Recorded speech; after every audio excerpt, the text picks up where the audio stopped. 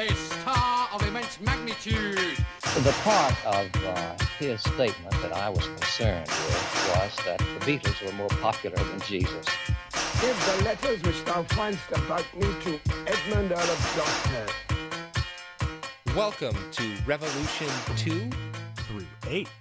And this is episode 1 of a new podcast covering anything tangentially connected to the Beatles. And there's a lot of it. There is a lot of it. My name is Zach, and the other voice is... I'm Dylan. Hello. We are Beatles fans, and we were inspired when we watched a YouTube video like a few years ago now called By Todd in the Shadows that talked about a Ringo album to explore the solo work, because before a few years ago, I don't think either of us really explored any of the Beatles solo work. I don't think so. No. Certainly we were aware of the big hits that John, Paul, and George had put out as solo careers. And to some extent, I was familiar with like some of the stuff Lennon did with Harry Nilsson in the 70s. Mm-hmm. Obviously, we're both, huge fans of The Girl Is Mine, the Michael Jackson duet. But, beyond some of those high points, we're kind of like, I don't know, Beatles normies. We've listened to, I think, all of their sort of, albums and like past masters, like all their singles, but beyond that, not really. That's true. So we want to take this as an opportunity to share with others anything connected to the Beatles. As we stated earlier, we will cover some of the Beatles films, actually probably all the Beatles films. The goal is, once we go after every avenue that's connected to the Beatles, this podcast will end. I don't know when that will happen, but there is an end. The Beatles cinematic, musematic universe is still being created to this day. It's true. Ringo did release a new album recently and is touring. I think it's his country music album. So we decided to start is with my very first album that I ever got. That was mine, which is Beatles 1, which was released in 2000. So what's on 1? Can you tell us what's on 1? Yeah, I can tell you a little bit about that. The title and the album art really give it away. This is all of the number 1 hits that the Beatles had. Citation needed. They were looking at like the Billboard Hot 100, which is the primary singles chart here in the United States. And then they looked at one of the British charts. One thing that I kind of forgot about when you go back this far into like music, because everything, of course, was tracked by magazine and like trade papers, there were a lot more charts, like little itty bitty outfits, like tracking these numbers back then than we have today. Like now it's basically just Billboard, but there was also like Cashbox, and like Britain had like, 3 or 4 different charts. It was kind of a wacky time. So if it reached number 1, it made it on the album. There's a couple of songs that did reach number 1, but because it wasn't on the Billboard chart or because it wasn't on the British chart that they were concerned with, maybe it was on a different British chart, or maybe it went to number 1 in a different country, those sorts of things are not included. So there are some songs that I think of as being really big, or maybe I just really like them, that are absent. But we've still got like nearly 30 songs, so it's a good selection. Yeah, so everything you just said is wrong, because in researching this, I discovered a Reddit post that said this is actually a secret concept album that the Beatles have been building towards. Is that right? Yeah, I'm sending this to you right now. So this album is about teenage love, going through like the end of basically through your adult life. There's like stories of somebody this guy is in love in the first few songs. Then we get to Ticket to Ride, and he breaks up with the person he's dating, and then he gets back together with her, and We Can Work It Out. And then from some reason he joins the Navy because of Yellow Submarine. He also writes books, and then he gets nostalgic for back where he's from in Penny Lane. Then they break it up. And they have a kid, and they use the breakup song as Hello Goodbye as the breakup song. And then he also names his child Jude. But then they get back together at the very end of it. But that's the concept album. I agree with the comments here. I need whatever drugs this man is on, or woman. We're not going to dox this person because that's they also deleted their profile. So I don't know, maybe they were getting doxxed. Or maybe like Paul was like, how'd you figure it out? You need to join my crew. And I think what he's noticing here is that the songwriting of the Beatles gets progressively better as they go on, and they also mature about what they're talking about. Yeah. So of course it's going to sound like they're progressing because they were. So what we're going to do, we're not going to cover all the songs on here because we are going to cover normal Beatles albums in the future. We don't want to like kind of cut into those. So there's some where there's like, I think both of us have 2 songs, maybe 3. You have 3, I have 2. So 5. So both of us have 10 songs. 5 of them are from an album, and we're going to kind of go through them, and we'll take some looks at some of the other songs, and we have a few little things to say. There's just some songs we don't have a lot to say, like Love Me Do. It's just a good little song. I don't know if you have much to say about Love Me Do. Harmonicas are cool. Mm-hmm. So we're going to go through this album now. I don't know how you feel about some of the songs you chose. You know, for some of them, I actually don't have a tremendous amount to say, but they might be personal or I might have an anecdote to share. And that's really why I guess we maybe chose this album. It's kind of a good touch point, right? A lot of people can remember their sort of first experience with the Beatles. You know, it's kind of interesting to explore it from that lens, and then just sort of what some of these songs might mean to us, or just what we really like about them. Okay, so we're going to start off with Dylan's first song. So I'm going to start us off here. The first track that I want to look at is I Want to Hold Your Hand. This track was the first Beatles song to go to number 1 in the United States. It's the 4th track in the album, but the other songs charted at number 1 earlier over in the UK. I was kind of surprised at sort of how late Beatlemania and the British invasion got started over here once I actually started to look into it. I guess for some reason I just thought that one day there were no Beatles and then it was Beatles everywhere. And that's not really true, but not in the way that I thought. What year do you suppose I Want to Hold Your Hand made it to the charts? It's either 63 or 64. Yeah, it was early 64. Mm-hmm. That's when they got on the Ed Sullivan Show. It's like February, I think probably probably early January. I had to write a paper on this in college. Yeah. Gotcha. So maybe you're more educated on this than me, but this was all kind of new to me. So from what I gleaned, one of the news outlets wrote a little happy fluff piece about this British band that's really big in Britain, and they were going to air it one evening. Well, unfortunately, the evening they chose was November 22nd, 1963. For those not too keen on their history, that's the night Kennedy died. So there were other things, more important things to talk about. But they still had this piece shot and filmed. So later on, I think in December, they're like, we need to fill some time on the air, roll the fluff piece. And then people are like, oh, I like this. And they call their radio stations like, where's the Beatles? The Walter Cronkite or whoever was just talking about the Beatles. Where are the Beatles? And then we had Beatles. So what I did to kind of touch on this, I asked my grandparents when they first heard about the Beatles, if they could remember. And my grandpa, wasn't he said he was more of a Stones guy than a Beatles guy.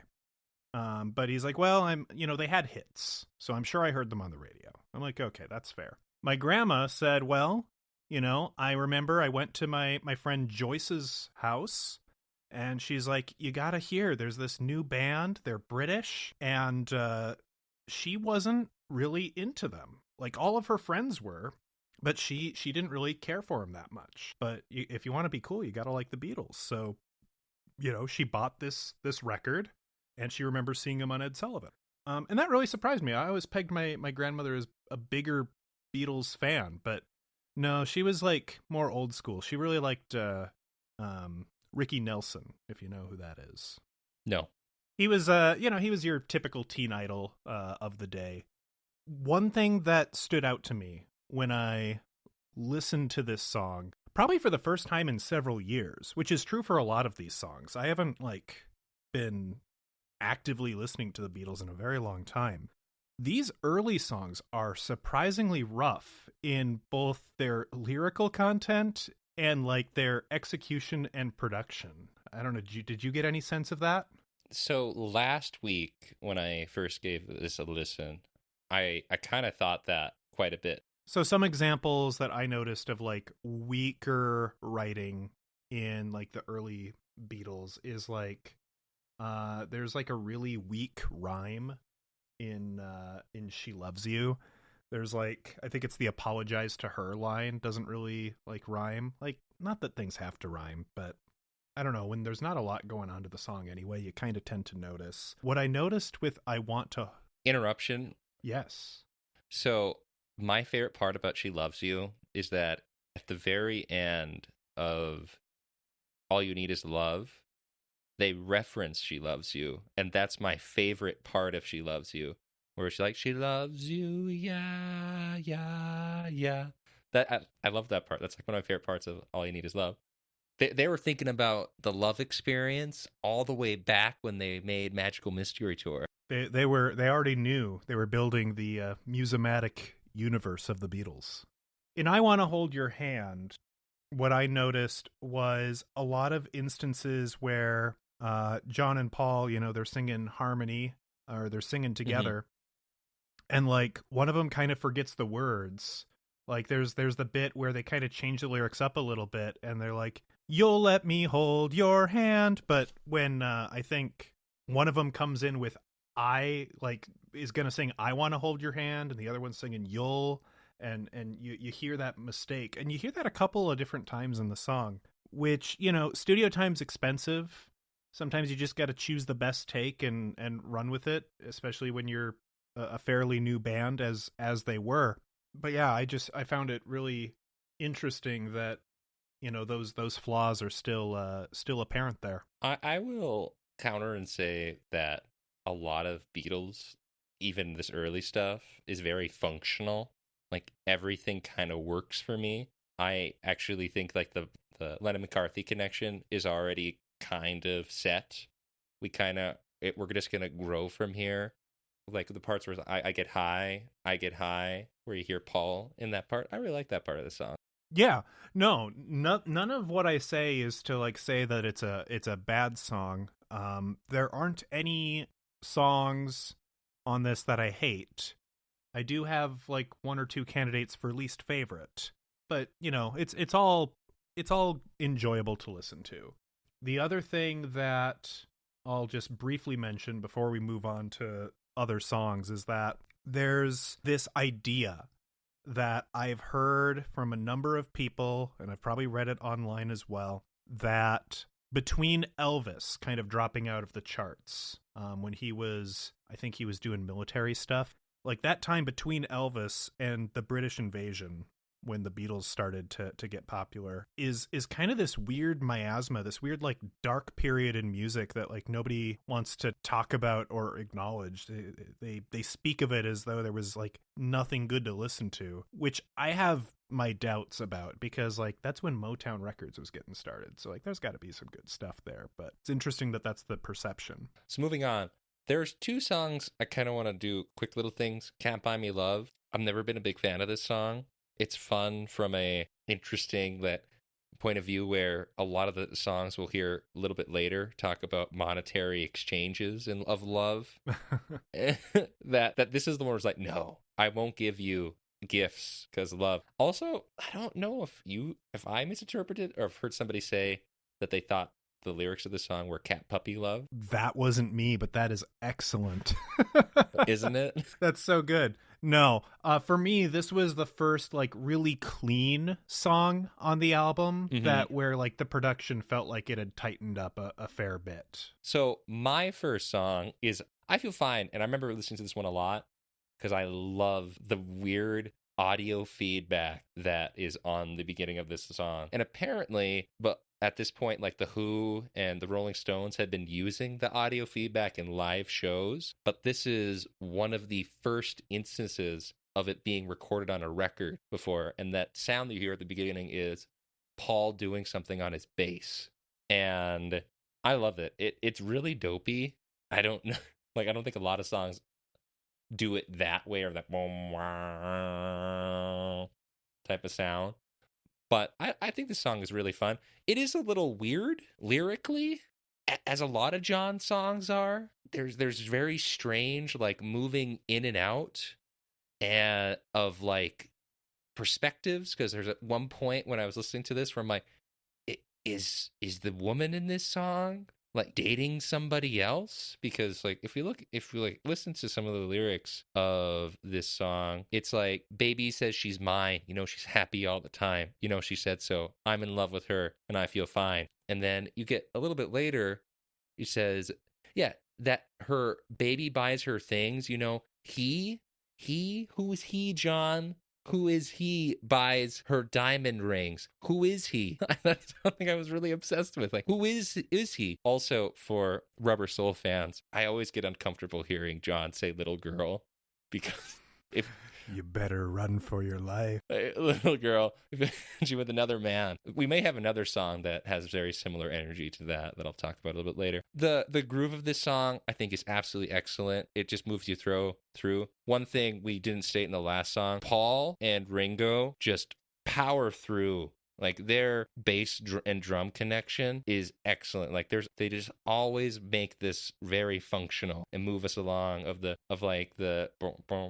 know. Like, I don't know. I think this song is absolutely excellent, really good. And part of me just got really confused about the perspective changes, because I know we're getting to the point when they started doing the doobies and the marijuana, and probably started hanging out with Bob Dylan. Do you have anything to say about I Feel Fine? The one thing I'd like to add upon that you shared was kind of about Paul's very functional and tight bass lines. On my feed, a video came up from a channel I'll give proper credit to here. It's called Luke from Become a Bassist. That's the name of the channel. Mm-hmm. And he goes over a lot of the different bass lines that Paul performed during his time in the Beatles. And what he determined, his take, is that the bass lines were always functional, but for a good while they were either boring or they were straight up like lifted from other songs. But once they started touring in the United States, you got some more interesting and inspired bass lines. Again, kind of going back to, there was a lot of Motown on the radio, and apparently Paul drew a lot of inspiration from that. And so that's where you got some of those more sliding, kind of more interesting bass lines, rather than just like, you know, copying what the lead guitar is doing, or like just going like up a fifth or whatever. It's interesting. I'm not much of a music theory guy, but it's interesting. We are both not. No, no. What's your background? I played violin, so I'm kind of used to that really big sound at times. Sure. And for myself, I was trained on piano, and I can kind of mess around on piano these days, but you know, it's kind of use it or lose it. Otherwise, I have kind of a choral background. I did do some jazz choir. I did do some musical theater.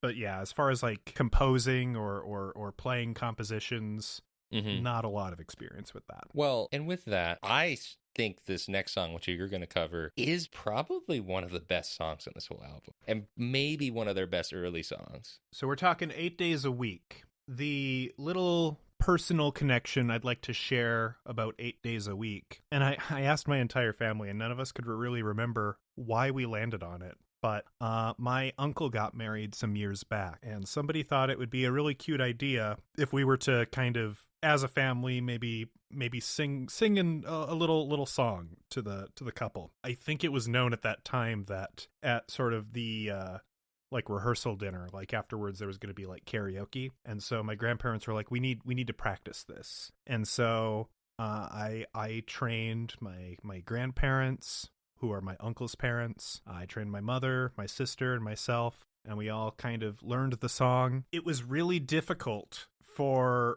me to train them to do the clapping after the hold me, love me, Like that was incomprehensible to these people, my family, who I love dearly. You know, I'm trying to teach these people from the deep heartland with no sense of rhythm. It just kind of broke them. We practiced it enough that we made a good, valiant effort. It was cheesy and cute and adorable. That's my personal connection to this song. Now, as far as the song goes, I just think it's very pretty. Yeah. I think this also is really telling that this is the first song that is on this album. One of my big issues I have with this album is that there's actually a lot of good songs that we were talking about, that Dylan was talking about earlier, that we're surprised were not number ones. That I am like just really surprised that these are the ones that were number one. But 8 Days a Week is the first one on this that actually starts with like an instrumental part that is immaculately produced. That fade in, like that bum bum bum bum bum bum bum bum bum bum bum bum. No, I love it. It's so good. But yeah, 8 Days a Week is, I think, just a perfect little song. I really love it. It is excellent. The stupid lyrical spin. This is where you can tell they actually have like an interesting sense of humor of 8 days a week. I know it sounds really silly to like, well, that's so genius, but it is. There's not 8 days in a week. There's only 7 days in a week. So it's like you're doing it all the time, as they say in the song. And it's great. No, I think I read somewhere that 8 days a week might have been a Ringoism, been one of the off-the-cuff things that he said, but... Okay. I mean, Ringo is the genius of this band. He's a golden god. We know that. We are very excited to talk about Ringo, who does not have many songs. He is a god. So we're going to go to my song that broke my brain, because I really thought about this song a lot. We're now in the Help era. We're talking about Ticket to Ride. I think this is, once again, an immaculate composition, just very pretty. The instrumental part of this is weird, but the lyrical part of the song is fascinating. I don't know if you looked into the lyrical part of this song at all. I haven't read the lyrics, but I listened to the song. What stood out as odd to you? So there's this latent violence in this song that fascinates me, and like latent kind of weird vibes that John gives off, where, you know, she's got a ticket to ride and she don't care, but it's like, why does she have a ticket to ride? And, you know, she said that living with me is bringing her down. Yeah, she would never be free when I was around. I mean, this is kind of part of that larger conversation about, you know, some of the songs that John, you know, is the primary writer on regarding women are kind of odd. They're a little weird. They're a little sus. But no, the other part of this is interesting, is that she had to think twice. She had to do right by me. Like, whoa. I'm like, I always thought this was like a love song. Also, apparently, I did some little research. The ticket to ride is implication that it's a prostitute. Oh, okay. Interesting. It's a bit of a stretch, but I guess you could take some poetic license with that. I think it's like a phrase in Germany. I think that's kind of what I was reading, because this is like about their time in Germany. Beatles are a lot more crass than you think they are. Yeah. If you listen to them, I mean, very crass. They have a... I mean, they're just kids. I mean, they're so young. The thing that stood out to me most about this song, and this is just kind of A, dumb, and B, I wonder if it's just like an age thing for me, because I'm finding this with a lot of songs, is I remember the tempo being significantly faster, like enough to where when I listened to it for the first time, I was like, oh, this song is dragging. This feels really slow. I think it's a me problem. I think it is a you problem, because I actually, before we did like one of our listeners for one of the artists, I actually probably would listen to the Beatles albums at least once a year. So the most recent I've listened to all of the albums was like 3 years ago. Okay. So I'm quite familiar with the song, because I really love Help. Yeah, no, I think the tempo is just right. I get what you're saying. I think listening to the first ones, I was surprised by how brief they were, where they were like much quicker than I remember. Like even like Love Me Do, I Want to Hold Your Hand, it's just kind of hits you. It's like, whoa. And now, and I think this is kind of the problem with the structure of this album, is that once we transition to these sets of songs, we start getting much slower, and there's a lot more busy aspects to how composition is, because there's more instrumental bits, there is a lot more thought, and yeah, you can just tell this is produced much better. Any other thoughts about Ticket to Ride? I don't know that I'm going to have a place to mention it otherwise, so I'll just mention it here. You know, we try to make something of a to-do about on this one, album tracks versus single tracks that you would find on the album versus what you might find on past masters. Now, with the widespread re-releases, like say in 2009 of the original Beatles discography, that's made pretty straightforward. Kind of at this point accepted the British discography as the canon worldwide. And, the fact that back in the 60s, Capitol Records did some funky, wacky stuff with the track listing for Beatles records, even if they shared the same name as the British album. It was kind of a weird thing. From what I've been able to gather, there was sort of an expectation at the time that your album needed to include your big single at the time. So there still were plenty of instances where you would have a popular single and it might only be available as a single and not on the album. But that was a lot more prevalent in, as I understand it, the UK versus in the US. They're like, no one's going to buy your record, your album, unless it's got your hit song on it. So slap that on the record. And like Rubber Soul has a pretty, I think like Rubber Soul has like I've Just Seen a Face on it.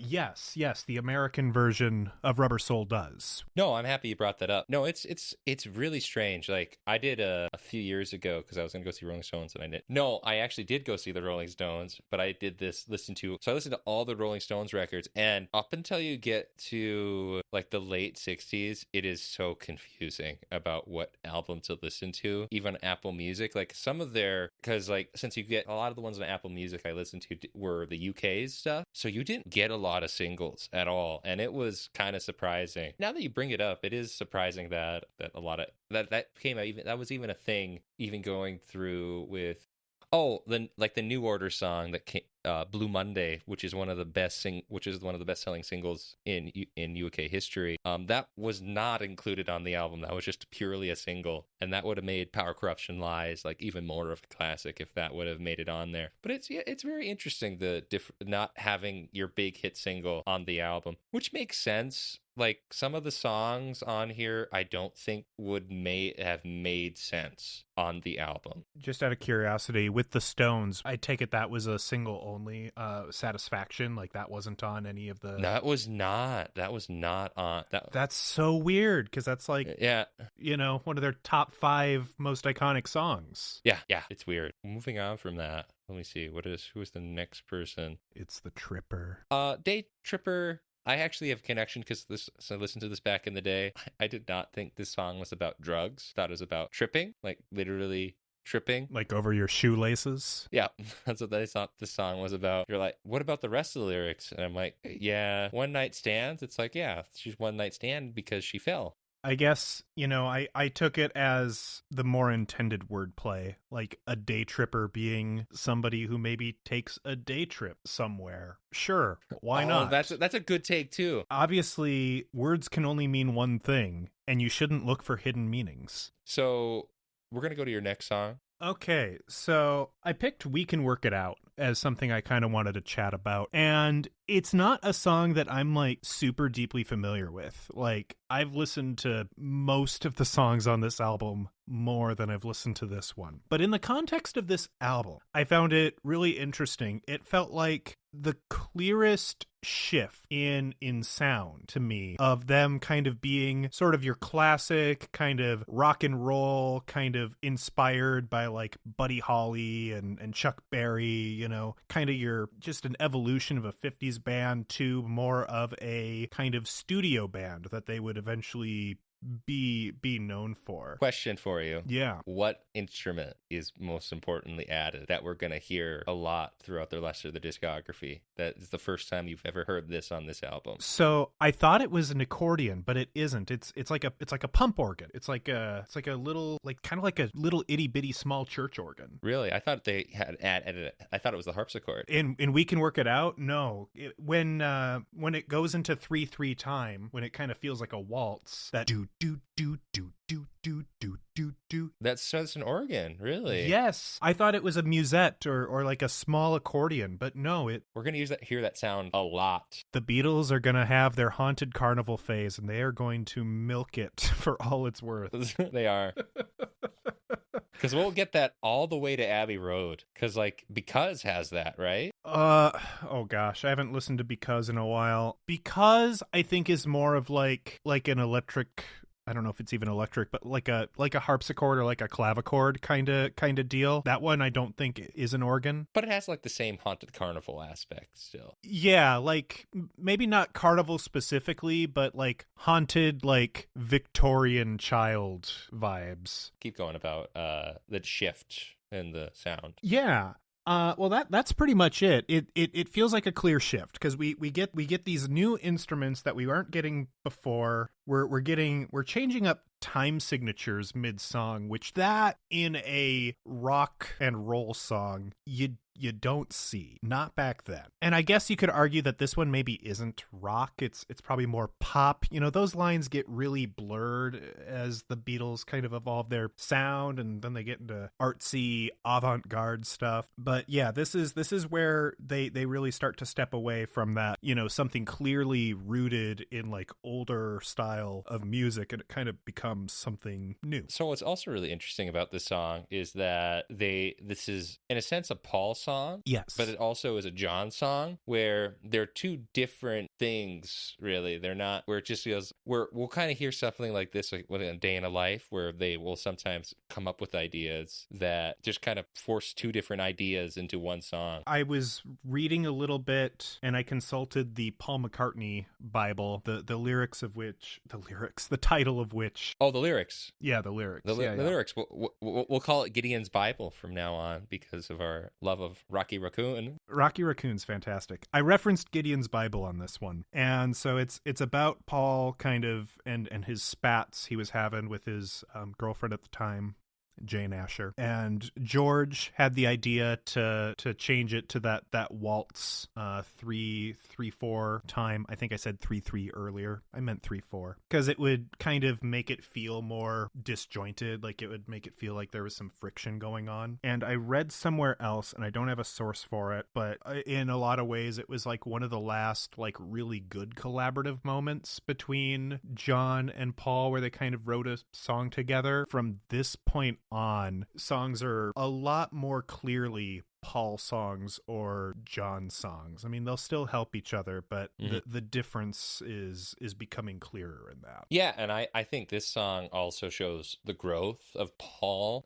in some ways that we haven't really even heard a lot at this point, because for me, at least what's on here, early Beatles stuff is very John dominated, if we look at all of what's on here. And later Beatles, I feel Paul really grows into himself and kind of learns how to function much better, and maybe to the detriment of the vibes in the group. But I really like the song. It's actually one of my favorite songs from this album. I listened to the song quite a bit when I was a kid. Yeah, I like it a lot more than I now that I've listened to it a couple of times than I did previously. I was surprised by that. Yeah, the bridge is really interesting. Yeah, I love it. Thank you for choosing this one and going into the detail about this one. But now we have to put this aside, and we have to talk about, I wonder, would you say that this next song is the most recognizable Beatles song? Yeah, it is. I mean, this is probably, when I was a kid, probably my favorite song. I think most kids are introduced to this one. We're talking Yellow Submarine. So the one personal story I can tell you about Yellow Submarine is going back to that discussion I had with my grandparents. I asked if my grandma saw like A Hard Day's Night or Help or any of that, and she's like, no, not really, which kind of surprised me. What surprised me more is that my grandpa chimed in and he said, yes. Like, you saw a Beatles movie? He was like, yes. And it was Christmas Day. Him and his roommate went to go see Yellow Submarine. Weird. my grandfather is not exactly a hippie. You know, he's pretty straight-laced. So that really surprised me. What it didn't surprise me is that he said it was the worst film he's ever seen. I have seen have I seen? Yes, I've seen all the Beatles films, right? Because there's like 4 or 5. There's Hard Day's Night, there's Help, there's Magical Mystery Tour, I guess, TV special, movie. Whatever. And there's Yellow Submarine, and then there's Let It Be, and then now there's like Get Back, which I haven't seen yet because I'm a fake fan. And the 64 one that came out like recently too. Oh yeah. Haven't seen that either. I haven't seen a lot of the Beatles movies. I've seen the latter two, though. Have you seen Yellow Submarine? I've never sat through it. Okay. I think. So, first thing you need to know about that film is that even though it stars the Beatles, I think you've probably known this, don't provide their own voices to the film. They got voice actors to do that for them. They, it's all animated. Basically, the Beatles show up in live action for like a little cameo in the end credits, and that's it. And as I recall, this caused a bit of a spat with the studios. I think they had like a contract saying they were supposed to make 4 movies, and someone tried to argue, this doesn't count. You weren't in it. Like, make us another one. And that's kind of why they had to make Let It Be. That's what I remember reading from many, many years ago. Underrated aspect of that movie is the soundtrack that George Martin composes. It's pretty good. Oh yeah, the score is beautiful. But let's actually talk about the song. I suppose, yeah. The song came out quite a while before the movie did. I love everything about this song. This is probably, when I was a kid, one of my favorite Beatles songs. I think Ringo in this, like the bit towards the very end of this song where he's like, "In all yellow," like where he's like just like doing weird backgrounds like sounds where he's kind of just it's really good. I really love Ringo on this song. Everything about the song is great. The weird imagery, which I kind of love how weird this is, of how, because you kind of get wrapped up in what is this submarine? Is the submarine drugs too? Is it all drugs? No, I think this is like about fame and money. Can't it just be about someone who enjoys submersibles on the weekend? I wish they were like, there's a fun Spanish version of this that we'll probably eventually listen to when we listen to Yellow Submarine, because there is a soccer team called Villarreal that plays in Spain. Okay. That they have their uniform is in yellow, and in like 67, 68, somebody behind one of the goalposts just played Yellow Submarine, and that eventually became their nickname. So their nickname is Yellow Submarine. That's fantastic. It is. But Yellow Submarine is interesting. It's just a song that it's so nonsensical, which is really down Ringo's wheelhouse. Also, for people that want to know a Ringo song that should have been on this, Act Naturally, even though that's a cover song. Yeah. So let's take this opportunity to steer the conversation in a direction I want to steer it. Okay. So all of the songs on here are Beatles originals, which is totally fine. That's good that most of their success was with, original compositions, Lennon, McCartney. We got one Harrison track on there. Yeah. But they had some darn good covers. And I was really surprised that Twist and Shout wasn't on here. Like, that, to me, for the early Beatles especially, one of the most iconic tracks. And maybe that's only in hindsight. Like, it's been used in, like, movies. Like, there's that Ferris Bueller thing. Ferris Bueller, yeah. So, like, maybe we only grew to really love it and appreciate it after the fact. But I would have bet money that was a #1 hit. Till There Was You, I think I think that's like SAR. Like I swoon for Paul saying I SAR. I never saw them winging.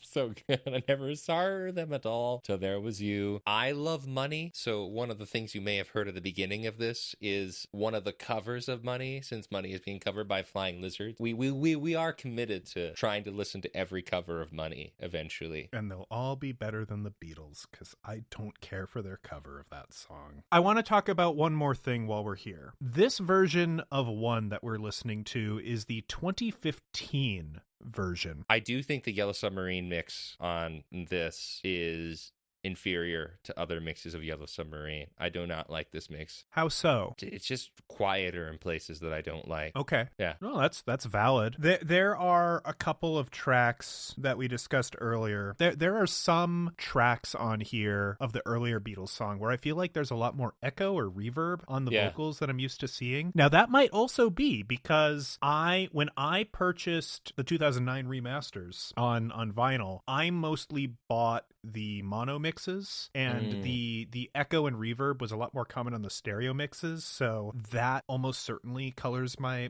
perspective a little bit. Let's move on. Okay, so we're gonna talk about Penny Lane, because I was kind of looking for a song that I like, and this is a song I haven't listened to in a really long time, but I really, really like this song. There is some really fun flourishes. I'm a sucker for describing a place, and that is what the vibe of the song is. I do like the trilogy of Beatles songs that I can think of off the top of my head. mindset of back in the USSR, Ballad of John and Yoko, and Penny Lane of just talking about location. And I think this song brings you somewhere. You can tell it's a little bit more trippy. It's a very surreal song. One of the best parts of the song, I feel, is these in-between parts where it goes from Paul's vocals to John's vocals, where it's like one of the examples, like in summer, meanwhile back, and it's just goes from Paul to just John doing that, and then it kind of goes away. I really like that fade in. It paints a beautiful picture. I didn't care for this song initially when I first got into the Beatles. And, I would consider myself kind of a late bloomer to the Beatles. Like, I got into them, I guess, around the time of the 2009 remasters, basically. One bit fascinates me of how I mishear lyrics, as we brought up earlier. I mishear lyrics. There's a part where it says, "In the pocket is a portrait of the Queen." I thought it said, "In the pocket is a portrait of a queen." I did not. It took me many years until I realized, oh, it's talking about Queen Elizabeth II. Boo. It's more interesting when it's a random queen to me for some reason. I have to kind of trick my brain into remembering, oh yeah, he's saying in the pocket is the portrait of the queen and not a queen. That's excellent. My favorite part of Penny Lane is the French horn solo. Oh, it's so good. It's so good. And I don't remember what track it ends up in. In Love, the remix album, they put it somewhere else, and it works super well there as well. Like whenever I hear Penny Lane and I hear that solo, my brain just goes back to Love for whatever reason. Oh, okay. Because this comes up with Ballad of John and Yoko. I'm like, what? 'Cause the other thing that weirded me out in this lyrically is that there's a part where it says the banker never wears a mac in a pouring rain. I always thought he said, and that banker man wears a mask in the pouring rain. Very strange. So a mac is a raincoat. I realized this. I looked this up just now. That must be some hyper specific. Yeah. It's a British slang. Scouser slang or something. Because I noticed that in the Ballad of John and Yoko. I'm like, what is a mac? We're both Return of the Mac. Return of the Mac. But yeah, I think this is a lot of the writing that we'll kind of hear a lot more. This song, even though it's kind of going to be a Magical Mystery Tour and probably written during Sgt. Pepper, kind of reminds me of a lot of the songs that kind of sucked me in for White Album. There's a lot of vibes of White Album just absorbs you into the weirdness of what the song is about. And Penny Lane, and I don't know, just a really good song. It reminds me also of the Bob Dylan song Desolation Road, which is one of my favorite Bob Dylan songs. And yeah, any other things to say? No, this is a song that tells a story, it paints a picture, and this would become a strength of theirs throughout their later years here. Oh my gosh, yes, I agree. And moving on from that, Lady Madonna. How familiar are you with Lady Madonna? I like this. Since you're not a Past Masters guy. Yeah, I'm more of a Mono Masters guy. I like Lady Madonna a fair bit. I think it's well understood that Paul was kind of going for a Fats Domino thing, which I don't know how familiar you are with Fats Domino, but he was I'm not. He was a piano player, kind of contemporary, maybe even a little earlier than like Little Richard, kind of like a piano rock and roller. He had a really big song, Blueberry Hill, in the early 50s. I really like Fats Domino is all I'm trying to say with that. And Paul obviously did too. So this bouncy piano is kind of an homage to that. It's so effective, so much so that Domino eventually covered this song. Nice. And I listened to that cover a lot more than I listened to the Beatles version as of late. The Beatles version is fantastic. They're both good. I'll have to listen to that version. I never knew that. So this is also our first example of Paul having weird voices at times. And he really has a fun voice on this song. Lady. And he had done that a fair bit in some of the earlier Beatles tracks that weren't number ones. Some of the singles I'm Down, I think is one where he really goes at it. Yeah. I can do that when I know I'm down. I'm really down. I'm down. Oh, that song should have been on here. That song's excellent. Mr. Moonlight, he really goes ham as well. I think every instrumental bit of this is excellent. The guitar part of that, which just sounds like the saxophone, the saxophone parts that come in. Yep. is just great. And then this weird because they're heavily inspired by Super Mario 64 of the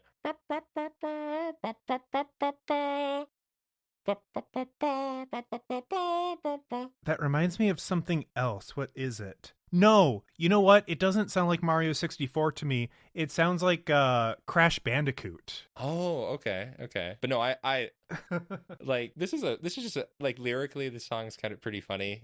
You have like children at your feet. I don't know. It paints a weird fit. Really, I'm here for the vibe. I like the vibe of this song a lot. It's such a good vibe. This is just a very fun song to just listen through. Like, it's Paul. I don't think about what he says as much as I think about John. Grizzly, funny, deep-voiced Paul is my favorite Paul. He's really fun that way. Yeah, and the piano part in this is just excellent, as we already said. Saxophone parts are great. It's just a good song that builds on top of each other. So yeah, Lay Me Down is great. I love it. Don't have much else to say about it. No, check out the Fats Domino version. It's good. I mean, it's a pretty straight cover, but it's good. So the next song we're talking about, I have a friend that's a jerk who, for some reason, doesn't like this song, from what I recall. But we're talking about, I think, probably one of the best songs of this whole album, The Ballad of John and Yoko. I really like this song. It's really good.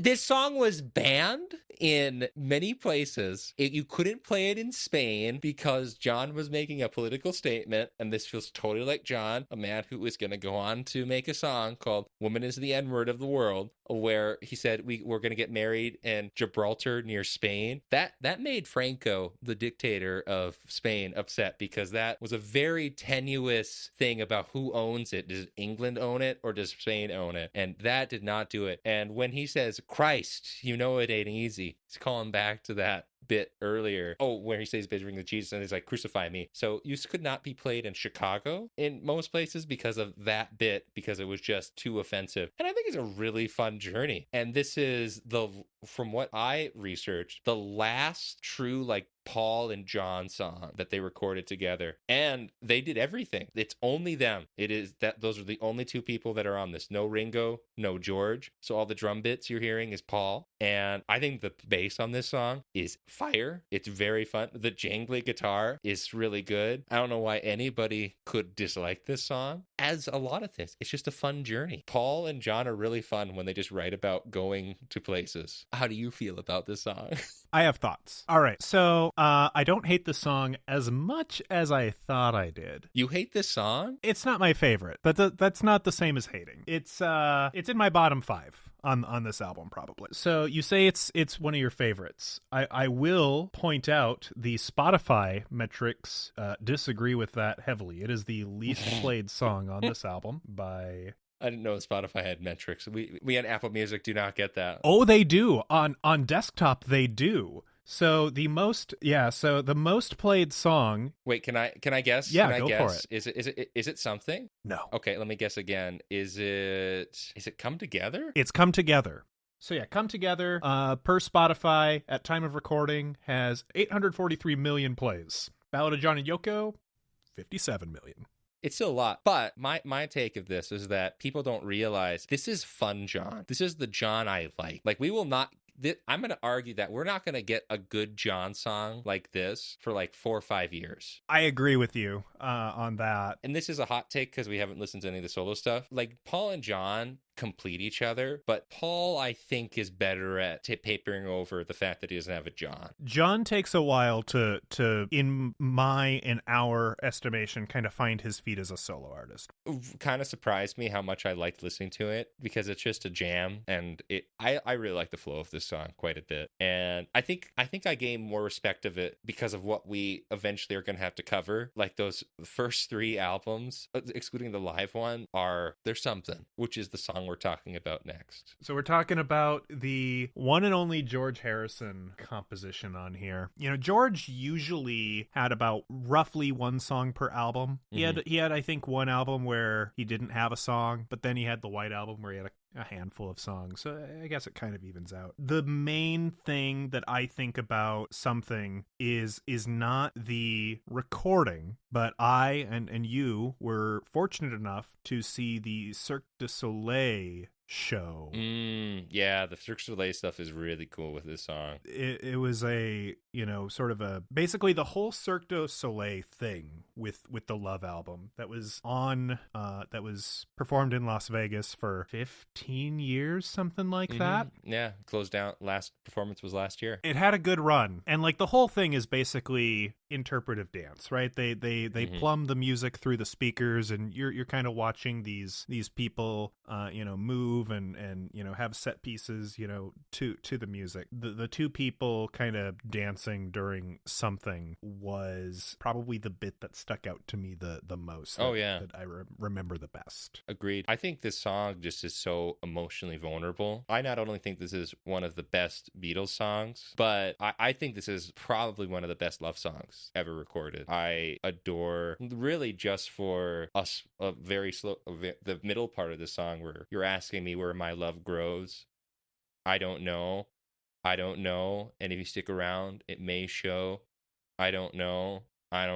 It's just great. And what Ringo's doing on the drums right there, like, it's just really interesting. I love this song. This is, jokingly, I do love Ballad John Yoko, but this is probably my favorite. It's not one that I listen to a lot on this re-listen, but it's a lot like Come Together that we're skipping. When I get to this, when I'm listening to Abbey Road, it's one of my favorite parts of Abbey Road. It's definitely like the ultimate like slow jam, like the best Beatles slow jam that there is, like bar none. Yeah. And yeah, like you said, during that middle portion where my love grows, like the some of the tightest harmonies they've ever done, it's from that era where they were just really on top of production. And that's about all the songs we're gonna cover. We could have covered The Long Winding Road, but this podcast is getting a little long and winding.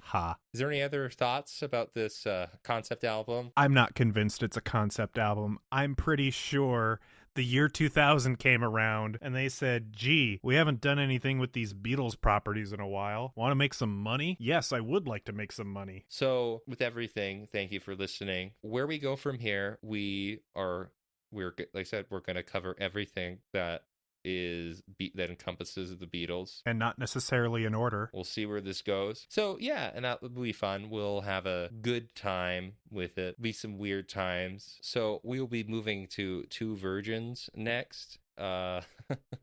It's an adventure. I don't know if this episode will be as long. It might be a short episode. Yeah, I mean, this one, we had to restrain ourselves on this one because there's so much material. We'll find things to say about Two Virgins, and you'll have to wait to hear those thoughts then. And this has been Revolution 2 through 8.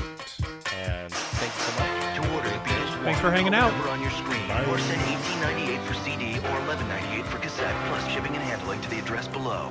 Call now.